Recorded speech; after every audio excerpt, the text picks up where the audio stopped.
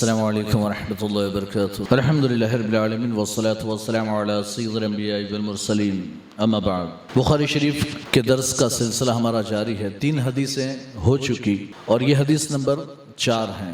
قال ابن شہاب واخبرنی ابو سلمة بن عبد الرحمن ان جابر بن عبد اللہ الانصاری قال وهو يحدث عن فترة الوحی فقال في حديثه بين أنا أمشي إذ سمعت صوتا من السماء فرفعت بصري فإذا الملك الذي جاءني بحراء جالس على كرسي بين السماء والأرض فرعبت منه فرجعت فقلت زملوني زملوني فأنزل الله تعالى يا أيها المدثر قم فأنذر إلى قوله والرجز فاهجر فحمي الوحي وتتابع تابعه عبد الله بن يوسف وابو صالح وتابعه هلال بن رداد عن الزهري وقال يونس ومعمر بوادره۔ یہ امام بخاری نے اس حدیث کو بیان کیا تو فرماتے قال ابن شہاب زہری فرماتے، یہاں سے اس حدیث کی ابتدا کی قال ابن شہاب۔ حالانکہ جتنی بھی حدیثیں شروع کرتے ہیں وہ کہاں سے کرتے ہیں؟ حدثنا فلاں حدثنا فلاں عن فلاں، اور یہاں یہ شروع کر رہے ہیں قال ابن شہاب، ابن شہاب نے کہا۔ حالانکہ ابن شہاب زہری اور امام بخاری کے درمیان بڑا لمبا فاصلہ ہے، دونوں کے درمیان بیچ میں کچھ افراد ہوں گے۔ یہ ایسے ہی ہے جیسے کہ میں کہوں کہ بھئی اعلیٰ حضرت نے فرمایا تو میں نے تو نہیں سنا۔ تو یہ حوالہ یعنی کہ چونکہ حدیث میں ہر ایک استاد کا حوالہ دینا پڑتا ہے، تو اس سے بعض لوگوں کو یہ لگا کہ یہ حدیث جو ہے وہ تعلیق ہے، معلق ہے، کہ درمیان سے یعنی کہ امام بخاری کے شیوخ سے انہوں نے سنا نہیں ہے، بس کہیں سے خبر مل گئی تو انہوں نے بیان کر دیا، حالانکہ ایسا نہیں ہے۔ یہ قال کہہ کر آپ نے اس بات کی طرف اشارہ کر دیا کہ یہ یقینی بات ہے، سنی سنائی بات نہیں ہے، قیلہ نہیں ہے، صیغہ تمریز نہیں ہے، بلکہ یہ ابن شہاب زہری نے کہا تو کہتے ہیں اس کی سند جو اس سے پہلے والی حدیث تھی اس کی جو سند ہے وہی سند اس کی بھی ہے۔ تو اس سے پہلے والی حدیث میں امام بخاری نے اپنی جو سند بیان کی وہ تھی یحییٰ ابن بکیر کی، حدثنا یحییٰ ابن بکیر قال حدثنا لیث بن سعد عن عقیل عن ابن شہاب۔ تو یہ جو 3 امام بخاری کے شیخ ہیں، یحییٰ ابن بکیر، اللیث ابن سعد اور عقیل، ان 3 یعنی یہ 3 وہی ہیں جو پہلی سند میں تھے، یہاں بھی وہی ہیں۔ پھر ابن شہاب زہری کے بعد پہلے جو حدیث گزری اس میں عروہ ابن زبیر ہے، اور اس حدیث میں ابو سلمہ ابن عبد الرحمن ابن عوف ہیں۔ تو ابن شہاب سے انہوں نے بیان کر دیا کہ یہاں سے سند بدل رہی ہے ابن شہاب سے، تو ابن شہاب سے، تو باقی جو پہلے کی حدیث کی جو سند وہی سند یہاں بھی۔ ابن شہاب زہری، اچھا میں یہ بتا دوں کہ ابن شہاب زہری جو ہیں وہ ان کا نام ابن شہاب نہیں ہے اور نہ یہ شہاب کے بیٹے ہیں، ان کا نام تو محمد ابن عبداللہ ابن یعنی محمد ابن عبداللہ ابن مسلم ابن شہاب زہری، لیکن وہ مشہور ہو گئے ابن شہاب سے۔ جب بھی کہا جاتا ہے ابن شہاب تو یہی مراد ہوتے ہیں، یہاں تک کہ کبھی زہری ہی کہہ دیا جائے ان الزہری تب بھی لوگ سمجھ جاتے ہیں کہ یہ کون سے یعنی کہ راوی ہیں، ان کا کیا نام ہے، یہ سارے لوگوں کی سمجھ میں آ جاتا ہے۔ تو ان کا جو نام ہے وہ ابن شہاب زہری نہیں ہے، لیکن یہ مشہور جو ہے ابن شہاب زہری کے نام سے، اصل نام محمد ابن مسلم ابن عبداللہ ابن شہاب زہری ہے۔ آپ جو ہے وہ بڑے ہی مطالعے کے شوقین تھے، پڑھائی کے بڑے شوقین تھے، ہمیشہ مطالعہ کرتے رہتے، اپنے پاس جب یہ مطالعہ کرنے بیٹھتے تو کتابوں کا انبار لگ جاتا۔ ہم ایک آدھ کتاب لے کر بیٹھتے ہیں تو ایک ہی کتاب میں ہم بور ہو جاتے ہیں، اور پھر پڑھ کر تھوڑا بہت پڑھا رکھ دیا، ہو گیا ختم۔ جب یہ مطالعہ کرنے بیٹھتے تو پھر ایک کتاب مطالعہ کرتے کرتے کوئی بات آ گئی، لاؤ اس کو دوسری کتاب میں، تیسری کتاب میں، ادھر دیکھو ادھر دیکھو، تو ان کے پاس کتابوں کا انبار لگ جاتا، اور اتنے مصروف ہوتے کہ دنیا ما فیہا سے بے خبر ہو جاتے، دنیا میں کیا چل رہا ہے کوئی پتہ نہیں، گھر میں کیا ہو رہا ہے کوئی پتہ نہیں۔ ان کی بیوی جو ہے نا وہ کنٹال گئی ان سے، ان کے مطالعے سے، ان کے علمی شوق سے۔ وہ کہتی ہیں کہ یہ آپ کی کتابیں جو ہے وہ مجھ پر 300 سوکنوں سے زیادہ بھاری ہے۔ آپ کی 300 دوسری بیویاں ہوتی تو اتنا بھاری نہیں پڑتا جتنا یہ کتاب ہے آپ کی مجھ پر بھاری. یہ 300 کتابوں سے زیادہ بھاری ہے, 300 سوکنوں سے زیادہ بھاری ہے. تو بڑے ذہین تھے. آپ کی وفات سن ہجری 124 میں ہوئی اور آپ کو جو ہے وہیں پر آپ کے شہر میں دفن کیا گیا. اموی بادشاہ عبد الملک ابن مروان کے دور میں آپ موجود تھے, اور عبد الملک ابن مروان تھا تو بڑا یعنی کہ علم دوست بندہ تھا, عالموں سے بڑی محبت کرتا تھا, لیکن ظالم بھی تھا. دونوں معاملات تھے. تو یہ ابن شہاب زہری کی بڑی یعنی کہ تعظیم کرتا تھا. اس نے ایک دن آپ کی خدمت میں 700 اشرفیاں بھیجی تو آپ نے اسے قبول نہیں فرمایا کہ واپس لے جاؤ, اس کی مجھے کوئی ضرورت نہیں ہے. ہمارے ہاں تو کور آئے تو ہم کو ضرورت ہے, لیکن یہ ابن شہاب زہری ہیں, کہتے 700 اشرفیاں بادشاہ نے بھیجی تو آپ نے اسے واپس لوٹا دیا اور فرمایا کہ اس کی مجھے کوئی ضرورت نہیں. جو دوسرے راوی ہیں وہ ہیں ابو سلمہ ابن عبد الرحمن. ابو سلمہ تو کنیت ہے, نام عبداللہ یا اسماعیل ہے, اور یہ عشرہ مبشرہ حضرت عبد الرحمن ابن عوف صحابی رسول کے بیٹے ہیں, تابعی ہیں. اور عبد الرحمن ابن عوف جو بڑے پائے کے صحابی رسول ہیں, بڑے مالدار, مدینے کے کروڑ پتیوں میں آپ کا شمار ہوتا ہے, اور عشرہ مبشرہ میں سے بھی ہیں, ہے نا. تو اور اللہ کی راہ میں خرچ کرنے والوں میں سے آپ کا بھی نام آتا ہے. تو عبد الرحمن ابن عوف کے بیٹے حضرت ابو سلمہ ہیں, اور بچپن ہی سے آپ کو بھی بڑا شوق تھا علم حاصل کرنے کا. اکثر جب چھوٹے تھے یعنی 7-8 سال کے تھے نا, تب سے وہ حضرت عائشہ کے پاس جاتے اور ان سے مسئلے پوچھا کرتے تھے. حضرت عائشہ صدیقہ کے پاس حاضر ہو کر مسئلے پوچھا کرتے تھے. موطا امام محمد میں آپ کے تعلق سے ایک حدیث آتی ہے, یعنی موطا امام مالک اور موطا امام محمد میں یہ حدیث موجود کہ حضرت ابو سلمہ حضرت عائشہ سے پوچھتے ہیں کہ ام المومنین یہ بتائیں کہ غسل کب فرض ہوتا ہے, غسل کب فرض ہوتا ہے. تو حضرت عائشہ فرماتی ہیں کہ اے ابو سلمہ, تیری مثال ان چوزوں کی طرح ہے. مرغی کے جو بچے آتے ہیں ان کو چوزا کہا جاتا ہے, تو مرغی کے چھوٹے چھوٹے بچے چوزے. کہتے ہیں تیری مثال ان چوزوں کی طرح ہے جو بڑے مرغوں کو مرغیوں کو چیختے ہوئے دیکھتے ہیں تو وہ بھی چیختے ہیں, وہ بھی کوشش کرتے ہیں کہ یا یہ جو مرغا ہے نا وہ بھی ہماری جماعت کا ہے, وہ ککڑے کوک کرتا ہے تو ہم کیوں نہیں کرتے, ہم کو بھی کرنا چاہیے. حالانکہ ابھی ان کی وہ کیپیسٹی نہیں کہ وہ اس طرح چلائیں, ککڑے کوک کر سکے, لیکن دیکھ کر وہ بھی کرنے کی کوشش کرتے ہیں. حضرت عائشہ کے کہنے کا مطلب یہ تھا کہ ابھی تو تجھے غسل کی ضرورت ہی نہیں, ابھی سے سوال کر رہا ہے. بڑوں کو دیکھ کر, ہے نا, بڑوں میں بات چلتی ہے کہ بھئی غسل یہ اس سے واجب ہوتا ہے, اس سے فرض ہو جاتا ہے. ان کو دیکھ کر تو بھی مجھ سے سوال کر رہا ہے کہ غسل کب فرض ہوتا ہے. حالانکہ پھر حضرت عائشہ نے بتایا اذا جاوز الختان الختان فوجب الغسل, کہ جب ختنہ کے آگے بڑھ جائے تو پھر غسل فرض ہو جاتا ہے. یعنی کہ جیسے ہی مرد و عورت کا دخول پایا جائے ویسے ہی غسل فرض ہو جاتا ہے, چاہے انزال ہو یا نہ ہو. بہرحال تو کہنے کی بات یہ ہے کہ یہ ابو سلمہ ابن عبد الرحمن ابن عوف ہیں اور بڑے پائے کے آپ تابعی ہیں. ان کے بعد جو راوی ہیں وہ ہے ابو سلمہ روایت کرتے ہیں ان جابر ابن عبداللہ الانصاری یقال, حضرت جابر ابن عبداللہ انصاری نے فرمایا. اچھا, آپ لوگوں کی جو وہ خواہش تھی کہ پہلے پوری حدیث کا ترجمہ ہو جائے تو میں حدیث کا ترجمہ کر لیتا ہوں. حضرت جابر ابن عبداللہ انصاری نے فرمایا اس حال میں کہ وہ فترت وحی کے بارے میں حدیث بیان کر رہے تھے. وَهُوَ يُحَدِّثُ عَنْ فَطْرَةِ الْوَحْيِ, وہ فترت وحی کے بارے میں یعنی کہ وحی کے رک جانے کے بارے میں بات کر رہے تھے, حدیث بیان کر رہے تھے.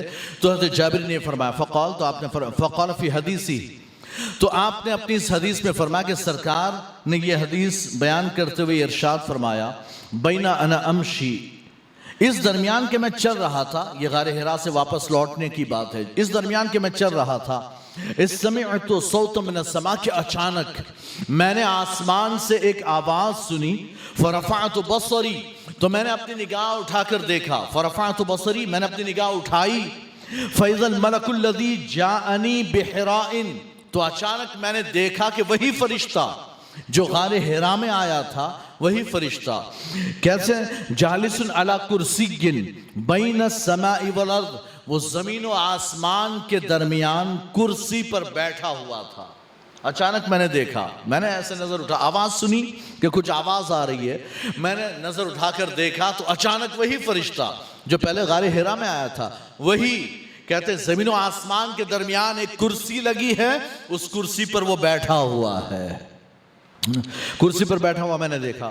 کہتے ہیں کہ فَرُعِبْتُ مِنْهُ, تو میں اس سے گھبرا گیا, فَرُعِبْتُ مِنْهُ, میں اس سے گھبرا گیا, ڈر گیا. کہتے ہیں فَقُلْتُ, کہتے ہیں فَرَجَعْتُ, تو میں لوٹا, فَقُلْتُ, تو میں نے کہا زَمِّلُونِي زَمِّلُونِي, مجھے چادر اڑاؤ, مجھے چادر اڑاؤ. فَأَنزَلَ اللَّهُ تعالیٰ, تو اللہ تبارک و تعالیٰ نے آیت مبارکہ نازل فرمائی, یا ایھا المدثر, اے چادر اوڑھنے والے, قم, کھڑے ہو جاؤ, فَأَنذِرْ, تو آپ لوگوں کو ڈراؤ, ہے نا. کہتے ہیں اس آیت سے لے کر کے وَالرُّجْزَ فَاہْجُرْ تک, اس آیت تک, ہے نا, وَالرُّجْزَ فَاہْجُرْ, اور بتوں کو تو آپ چھوڑ دیجئے, بتوں کو تو آپ چھوڑ دیجئے. رجز کہتے ہیں بت کو, بت پرستی کو, شیطان کو, تو کہتے ہیں ان سب کو آپ چھوڑ دیں. کہتے ہیں سرکار فرماتے ہیں فَحَمِيَ الْوَحْيُ, پھر وحی میں جوش آ گیا, پھر وہی جوش مارنے لگی, وَتَتَابَعَ, اور پیدر پہ آنے لگی, یعنی پھر وہی میں جوش آ گیا. مطلب ہم جب کھانا بناتے ہیں نا, کوئی بھی مثلا گوشت بنا رہے ہیں تو ہم نے مسالہ ڈال دیا, تیل ڈال دیا, پانی ڈال دیا, گوشت ڈال دیا, سب کچھ ڈال دیا, تو ابھی تو گرم ہو رہا ہے, تو ایسے ہی نارمل. چاہے چاول بھی پکاؤ تب بھی چاول ڈال دیا, پانی ڈال دیا, نمک ڈال دیا, نارمل ہے. لیکن پھر جب وہ پکنے کے انتہا پر پہنچتا ہے تو پھر کیا ہوتا ہے, جوش مارنا شروع ہوتا ہے, یعنی کہ ابلنا شروع ہو جاتا ہے. اسی کو یعنی یہ تعبیر کی ہے سرکار نے کہ پھر وہی جوش مارنے لگی کہ اب انتظار نہیں, صبح ایک آیت آ گئی تو شام آ گئی, تو دوپہر آ گئی, تو رات آ گئی, کبھی بھی آ رہی ہے. اب وہی مسلسل اور پیدر پہ آنے لگی, اب وہی کا سلسلہ پھر کبھی نہیں رکا, ہے نا. اور پھر مسلسل 23 سال تک یہ وحی کا سلسلہ چلا, اور 23 سال کے اس سلسلے میں پورا قرآن پاک نازل ہوا ہے, 23 سال کے عرصے میں. اب آگے پھر امام بخاری فرماتے ہیں کہ اس حدیث کی مطابقت عبداللہ ابن یوسف نے کی ہے, ابو صالح نے کی ہے, اس کی مطابقت جو ہے ہلال ابن رداد نے کی ہے, وہ ابن شہاب زہری سے روایت کرتے ہیں, اور یونس نے بھی فرمایا اور معمر نے بھی فرمایا بوادرہ, وہ جو پہلے حدیث گزری تھی جس میں فوادہ تھا, ہے نا, تو آپ کا قلب اطہر جو ہے وہ کانپ رہا تھا. کہتے ہیں کہ معمر ابن راشد اور یونس کی روایت میں بوادر کا لفظ ہے, یعنی کہ شانے کا یہ حصہ, گوشت کا یہ حصہ کانپ رہا تھا. یہ پہلے بات میں نے آپ کو بتائی دی ہے پہلے. چلیں, یہ پوری حدیث کا ترجمہ تھا. اب اس کی تھوڑی سی تشریح. ہم پہنچے تھے حضرت جابر بن عبداللہ پر. اس کے جو اس حدیث کے راوی ہیں حضرت جابر بن عبداللہ, حضرت جابر اور عبداللہ دونوں صحابی رسول ہیں, اور حضرت عبداللہ ان کی شہادت ہوئی ہے جنگ احد کے موقع پر. حضرت جابر فرماتے ہیں, اچھا ایک بات مجھے اس پر یاد آ رہی ہے تو میں آپ کو بتاؤں کہ حضرت جابر, یا پھر شاید میں نے گزشتہ اتوار بتایا, مجھے ذہن میں نہیں ہے, ان کے دونوں بچوں کی شہادت کا واقعہ بیان نہیں کیا. تو حضرت جابر بن عبداللہ رضی اللہ تعالیٰ عنہ, ان کی یعنی ان کے عبداللہ کی جو وفات ہوئی وہ تو سن ہجری 3 جنگ احد میں, 2 میں بدر, 3 میں احد, پھر 4 میں خندق ہوئی ہے, یہ یاد رکھیں. سن ہجری 2 میں رمضان میں بدر, پھر احد شوال میں, 3 ہجری شوال میں احد, پھر 4 ہجری میں خندق, 4 ہجری میں خندق. حضرت جابر کے والد عبداللہ کی وفات ہو گئی. اس کے بعد کسی موقع پر سرکار نے حضرت جابر سے پوچھا, جابر شادی ہو گئی؟ سرکار جابر سے پوچھ رہے ہیں, جابر شادی ہو گئی؟ تو حضرت جابر کہتے ہیں ہاں یا رسول اللہ شادی ہو گئی. تو اور یہ بخاری جلد ثانی میں یہ حدیث کتاب المغازی میں موجود ہے. تو سرکار نے فرمایا کہ باقرہ سے کی کہ سیبہ سے, یعنی کہ کوئی ایسی لڑکی ہے یعنی کہ جس کی پہلے کبھی شادی نہ ہوئی ہو, ایسی لڑکی سے شادی کی, یا ایسی عورت سے شادی کی کہ جس کی پہلے بھی شادی ہو گئی تھی, طلاق ہو گئی, یا اس کا شوہر انتقال کر گیا, پھر تم نے دوسری شادی کی. تو حضرت جابر کہتے ہیں سیبہ سے کی, یعنی کہ جس کی پہلے بھی شادی ہو چکی ہے, ایسی عورت سے میں نے شادی کی. تو سرکار نے فرمایا کہ باقرہ سے کیوں نہیں کی, کہ وہ تھوڑی محبت زیادہ ہوتی نا, کہ پہلی محبت, پہلا مرد ہے جو اس کی زندگی میں آیا. سیبہ سے کرو تو کیا ہوتا ہے کہ وہ پہلے شوہر کو بھی دیکھ چکی ہے, اب کبھی کچھ ہو جاتا ہے, تیرے سے تو وہی اچھا تھا, کہ وہ میرے ساتھ ایسا کرتا تھا ویسا کرتا تھا, یہ معاملہ ہوتا ہے نا. تو سرکار نے فرمایا باقرہ سے کیوں نہیں کی, کہ وہ تیرے ساتھ کھیلتی تو اس کے ساتھ کھیلتا ہے، نہیں دونوں اچھے پیار محبت سے رہتے۔ تو حضرت جابر کہتے ہیں یا رسول اللہ آپ تو جانتے ہی ہیں میرے والد جنگ احد میں شہید ہو گئے اور انہوں نے 9 بیٹیاں چھوڑی ہیں، دوسری روایت کے 6 بیٹیاں، اصل میں 9 تھی بیٹیاں لیکن 3 کا نکاح ہو چکا، تو 6 ایسی تھی جن پر حضرت جابر کے پاس ان کی ذمہ داری۔ تو حضرت جابر بن عبداللہ فرماتے ہیں کہ یا رسول اللہ میں نے چاہا کہ میں ایک ایسی عورت نہ لاؤں کہ اس کو بھی سنبھالنا پڑے اور ان کو بھی سنبھالنا پڑے، تو ایسی لایا کہ جو ان کو نہلا بھی دے، کنگھی بھی کر دے، ان کی دیکھ بھال کر سکے۔ ٹھیک ہے، جو میں بتانا چاہتا ہوں یہ تو میں نے شاید گزشتہ اتوار بھی بیان کیا تھا یا پتہ نہیں میں نے کہاں بیان کیا، مجھے یاد نہیں آ رہا ہے، لیکن ابھی اسی ایام میں نے بیان کیا کہیں پر۔ تو کہتے ہیں کہ اب بات یہ ہے جو میں بتانا چاہتا ہوں کہ دیکھیں یہ حضرت جابر کو پوچھا تو آپ نے کیا جواب دیا کہ یا رسول اللہ ابھی یعنی کہ احد میں میرے والد شہید ہوئے وہ تو آپ جانتے ہی ہیں، تب اس کے بعد میں نے ایسی عورت سے شادی کرنا چاہا اور ایسی عورت سے شادی کی کہ جو میری بہنوں کا خیال رکھے، ان کی کنگھی بھی کر دے، چوٹی بھی مار دے، ایسی عورت۔ تو کہتے ہیں کہ اب اس کے بعد 4 سال میں کیا ہے جنگ خندق، اور خندق کھود رہے ہیں، وہاں حضرت جابر نے سرکار نے جب وہ پھاوڑا اٹھایا چٹان توڑنے کے لیے تو چادر اٹھی تو دیکھا کہ پتھر بندھا ہوا ہے پیٹ پر، پتا چل گیا کہ کئی دن سے سرکار نے کھانا نہیں کھایا۔ اور صحابہ بھی خندق کھودنے والے صحابہ انہوں نے بھی کئی دن سے کھانا نہیں کھایا۔ تو حضرت جابر کی آنکھوں میں آنسو آگے کہ سرکار بھوکے ہیں، چلو کچھ کیا جائے، انتظام کیا جائے۔ یہ محبت کی علامت کہ کچھ انتظام کیا جائے حضور کی راحت کا۔ ہمارے لیے ہم تو کھانا تو نہیں کھلا سکتے نا، ہم حضور کو راحت پہنچانا چاہے تو ایک کام کر سکتے ہیں۔ سرکار نے فرمایا کہ تمہاری نمازوں میں میری آنکھوں کی ٹھنڈک ہے، ہم نماز پڑھیں اور حضور کو راحت پہنچائیں، یہ کام ہم کر سکتے ہیں۔ حضرت جابر نے کہا چلو کچھ انتظام کریں، تو اجازت یا رسول اللہ میں تھوڑا گھر جا کر آؤں؟ سرکار نے کہا ٹھیک ہے جاؤ۔ وہ گئے اور جا کر کہتے ہیں کہ بیوی کچھ ہے گھر پر؟ حضرت جابر پوچھ رہے ہیں کہ کچھ ہے کھانے کے لیے؟ میں نے حضور کو دیکھا بڑی بھوک ہے۔ تو وہ کہتی ہیں کہ بس یہ 1 مٹھی جو ہے، یہ تھوڑا سا یعنی کہ جو ہے وہ موجود، اور ایک بکری کا بچہ، بکری بھی نہیں، بکری کا چھوٹا سا بچہ ہے، بس یہ ہے۔ تو حضرت جابر کہتے ہیں ایک کام کرتا ہوں میں بکری ذبح کر کے اس کا گوشت کاٹتا ہوں، تب تک تم آٹا جو ہے نا وہ پیس لو، یہ جو ہے وہ پیس لو، اس کا آٹا بناؤ، تب تک میں پھر آتا ہوں۔ کہتے ہیں انہوں نے ذبح کی بکری، گوشت کی کٹنگ کی اور پھر پہنچے کہاں؟ حضور کے پاس۔ تو جا رہے تھے تو ان کی بیوی نے کہا اے جابر سنبھال کے دھیرے سے کان میں کہنا، تاکہ حضور اور 2-4 لوگ آئیں، اتنا تو ہے نہیں، وہاں 1400 لوگ خندق کھود رہے ہیں، اتنا کھانا ہے نہیں، تو تھوڑے سے آنا۔ کہا ٹھیک۔ تو گئے اور کان میں سرگوشی میں کہا یا رسول اللہ بس 4-5 لوگ آپ آئیں، 4-5 لوگ لے لیں، بس تھوڑا سا ہے۔ سرکار نے فرمایا ٹھیک ہے جابر ایک کام کرو، گھر جا کر اپنی بیوی سے کہو کہ ابھی روٹی بھی نہ پکائے اور گوشت میں ہانڈی میں ابھی رہنے دے، میں آتا ہوں۔ کہا ٹھیک۔ سرکار نے فرمایا اے صحابہ جابر نے دعوت کی ہے، چلو سب چلو۔ اب جابر پریشان، وہ بکری کا چھوٹا سا بچہ ذبح کر کے گوشت کا، تھوڑا سا آٹا ہے، 1400 لوگ کیسے کھائیں گے؟ یہ دوڑتے گئے اپنے گھر پہنچے، کہا کہ حضور نے ایسا فرمایا، حضور تو سب کو لے کر آ رہے ہیں۔ تو اب ان کی بیوی گرم، جابر تو نے کہا نہیں، میں نے کہا تھا کان میں کہنا کسی کو پتہ نہ چلے، ہے نا، اور تم نے سب کے سامنے کہہ دیا ہوگا کہ نہ میں نے کان ہی میں کہا تھا۔ تو پھر کہ حضور نے سب سے کہہ دیا کہ چلو جابر نے دعوت کی ہے۔ تو ان کی بیوی کا جواب، ان کی بیوی کہتی ہے تو پھر مت گھبراؤ، ہم نے حضور کو دعوت دی ہے، ان کا انتظام ہم کریں گے، باقیوں کو حضور نے دعوت دی، ان کا انتظام حضور فرمائیں گے۔ کہتے ہیں اب آنے دو۔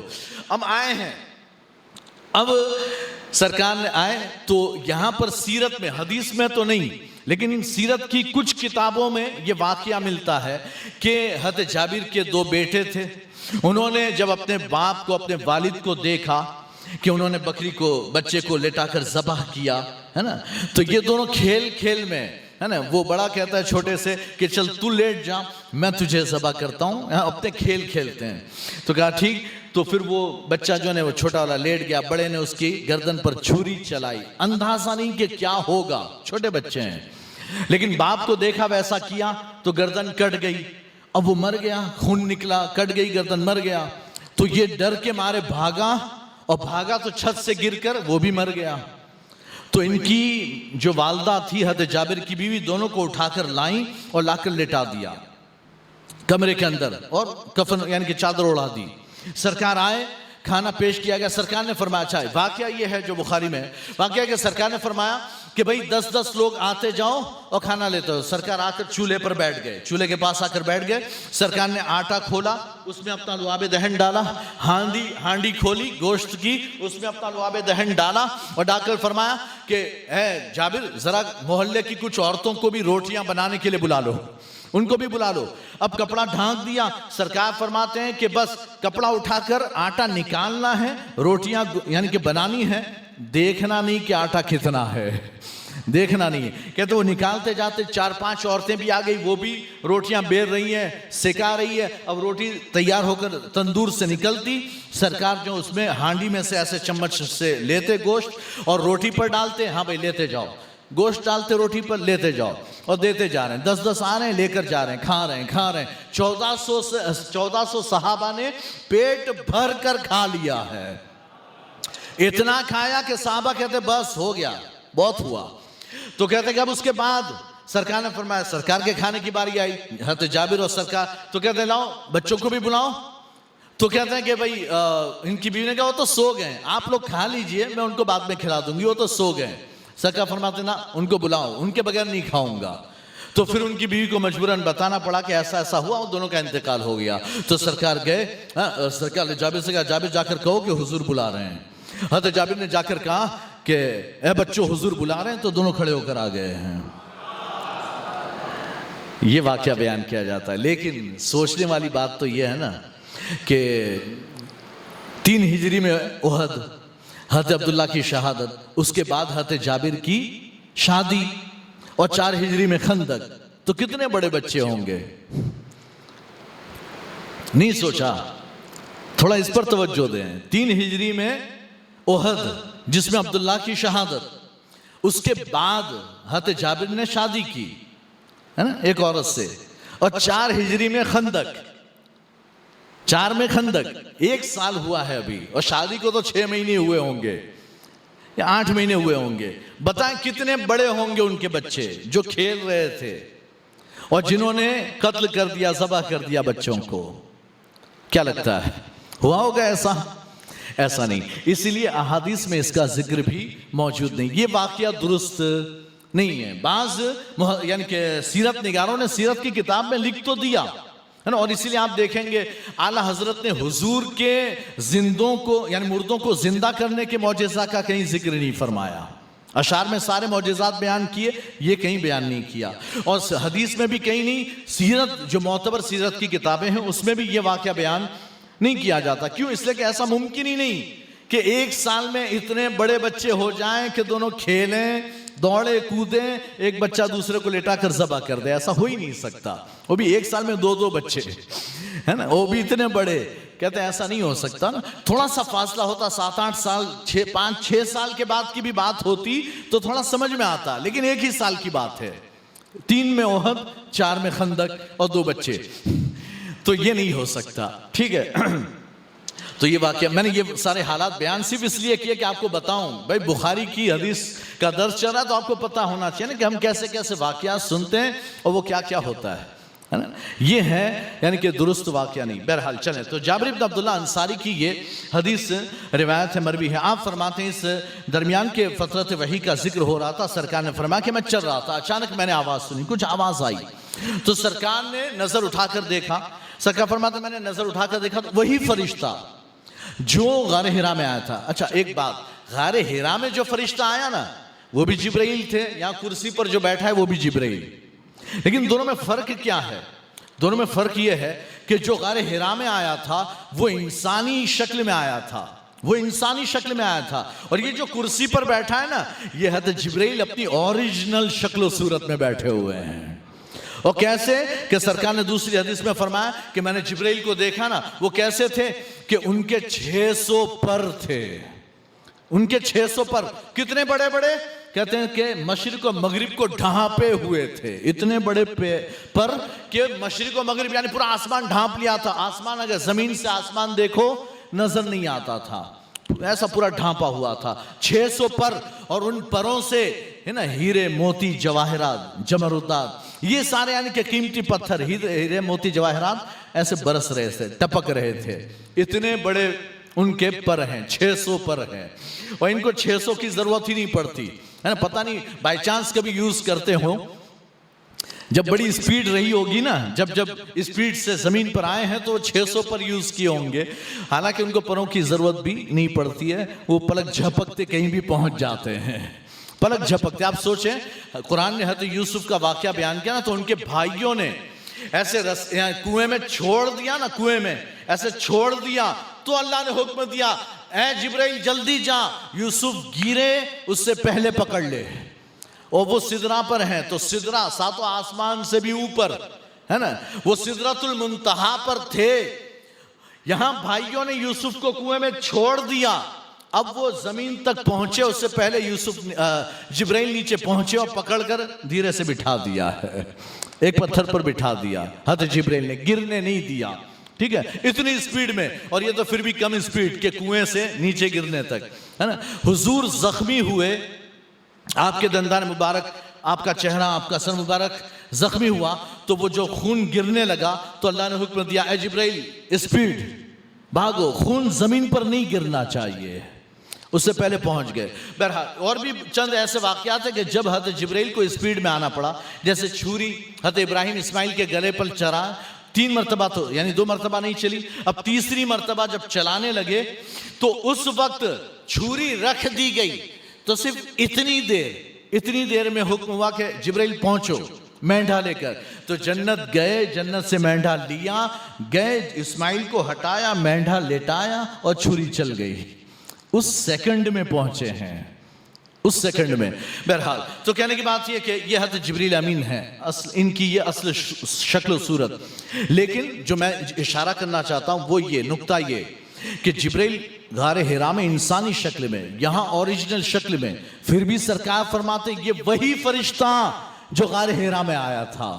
پتہ چلا سرکار انسانی شکل میں جبرائیل آئے تب بھی سرکار پہچانتے ہیں، اصل شکل میں آ جائیں تب بھی پہچانتے ہیں، اور یہ غائب ہو کر آتے ہیں نا، جو کسی کو نظر نہیں آتے تب بھی سرکار پہچانتے ہیں، جب دیہاتی کی شکل میں آئے تب بھی سرکار پہچانتے ہیں، دحیہ کلبی کی شکل میں آئے تب بھی سرکار پہچانتے ہیں کہ یہ جبرائیل تھے۔ بہرحال تو کہتے ہیں تو وہی فرشتہ جو غار حرا میں آیا تھا۔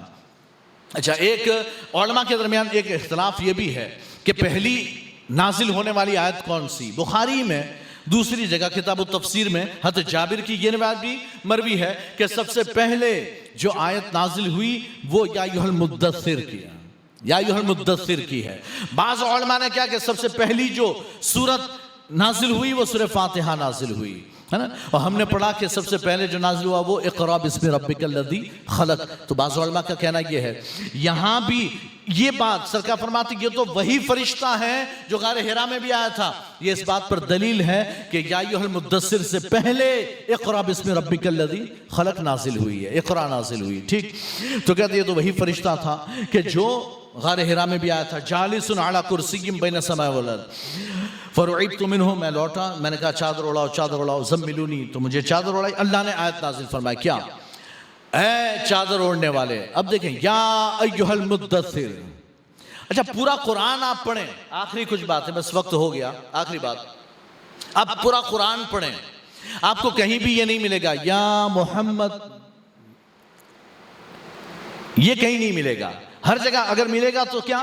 یا ایھا النبی، یا ایھا الرسول، یا ایھا المزمل، یا ایھا المدثر، طٰہٰ، یاسین، یہ ساری چیزیں ملے گی، لیکن کہیں بھی آپ کو یا محمد نہیں ملے گا۔ حالانکہ دوسرے انبیاء کرام کو دیکھیں تو یا ابراہیم، یا عیسیٰ، یا موسیٰ، یا اسماعیل، یا اسحاق، یہ سارے نام لے کر یا، تو یہ ہے پکارنا، اور اللہ نے ہمیں بھی منع کیا قرآن پاک میں کہ تم نبی کے پکارنے کو اب آپس میں ایک دوسرے کو پکارنے کی طرح نہ پکارو، تھوڑا مجھ سے سیکھو۔ اللہ فرماتا ہے میرا ہے نا، تھوڑا سا میرا ادب دیکھو کہ میں نے اپنے محبوب کو کبھی ان کا نام لے کر نہیں پکارا، میں نے اپنا محبوب کو ان کا نام لے کر نہیں پکارا، تو مجھ سے سیکھو، اور کیا سیکھو؟ کہ میرے محبوب کو پکارنا ہو تو نام سے نہیں، یا محمد نہیں، یا ابو القاسم نہیں، پکارو تو یا رسول اللہ کہو، یا نبی اللہ کہو، ہے نا، اس طرح کے الفاظ کہو.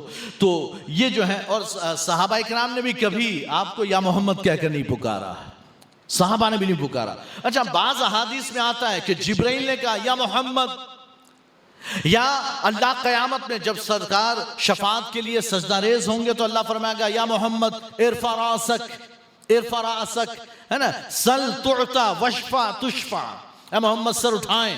اس حدیث میں ہے کہ اللہ فرمائے گا یا محمد. تو حدیث میں یا تو جبرائیل کے تعلق سے یا اللہ کے تعلق سے جو آیا کہ انہوں نے کہا یا محمد.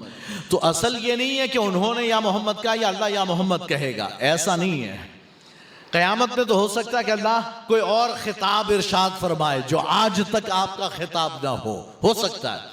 لیکن جب حضور اللہ کی جانب سے یا حضرت جبرائیل کی جانب سے اپنے آپ کے لیے کوئی بات کہتے ہیں نا، تو ایک مثال سے سمجھو اس کو کہ آپ نے تو ایک آدمی نے آ کر مجھ سے پوچھا مسئلہ، تو اس نے تو یوں پوچھا کہ مفتی صاحب آپ اس بارے میں کیا کہتے ہیں، یا آپ نے ایسا کیا، ایسا نہیں ہونا چاہیے تھا. لیکن جب میں اس بات کو بیان کروں گا تو پھر میں کہوں گا کہ بھئی ایک بندے نے کہا کہ شاہد رضا ایسا نہیں ہونا چاہیے تھا، ایسا. وہ میں یہ نہیں کہوں گا کہ اس نے مجھ سے کہا کہ مفتی صاحب ایسا ہونا ہے، میں کہوں گا کہ ایسا، یعنی نام لے کر. تو کہتے ہیں حضور نے بھی جب اپنی بات بیان کرنی تھی تو کہا کہ اللہ نے یا اللہ یوں فرمائے گا یا محمد ارفع راسک. یا جبرائیل نے مجھ سے کہا یا محمد انزل وصلی رکعتین، معراج کے واقعے میں، اے محمد اتریے اور اتر کر 2 رکعت نماز پڑھیے. تو کہتے ہیں وہاں انہوں نے یا محمد نہیں کہا تھا، لیکن جب حضور واقعہ بیان کر رہے ہیں تو اپنا نام لے کر، یہ ممکن ہے. ٹھیک ہے، یہ ہو سکتا ہے. تو بہرحال اللہ تعالیٰ نے قرآن میں بھی نہیں کبھی یا محمد نہیں فرمایا. ہمیں حکم دیا کہ تم آپس میں ایک دوسرے کو جیسے پکارتے ہو ویسے حضور کو مت پکارو. یہ اللہ نے حکم دیا. تو ہمیں یا محمد نہیں کہنا چاہیے. اگر کسی نعت میں، کسی درود میں بھی یا محمد آ گیا ہو تو بدل دیں. مثال کے طور پر وہ تھا یا محمد نور مجسم، ہے نا، یا محمد نور مجسم، اس طرح سے تھا. تو پھر اس کو لوگوں نے کیا کر دیا، بعد ہمارے علماء اہل سنتوں سے چینج کر دیا، بدل دیا، اور اسے کر دیا یا مزمل نور مجسم، یہ بدل دیا. اسی طرح جہاں جہاں بھی یا محمد کے الفاظ آتے ہیں، یا رسول اللہ، یا نبی اللہ، یا وہاں جو کچھ سیٹ ہوتا ہو اس لفظ کو ہم سیٹ کرتے ہیں. بہرحال تو یہ جو ہے اللہ کے رسول صلی اللہ علیہ وسلم نے پر یہ وحی نازل ہوئی، یہ آیت. اور اس کے بعد جو مطابعت ہے، بس ایک بات باقی ہے جو میں انشاءاللہ آئندہ اتوار میں بیان کروں گا. پھر اس کے بعد حدیث نمبر 5 کا درس ہم شروع کریں گے. السلام علیکم ورحمۃ اللہ وبرکاتہ.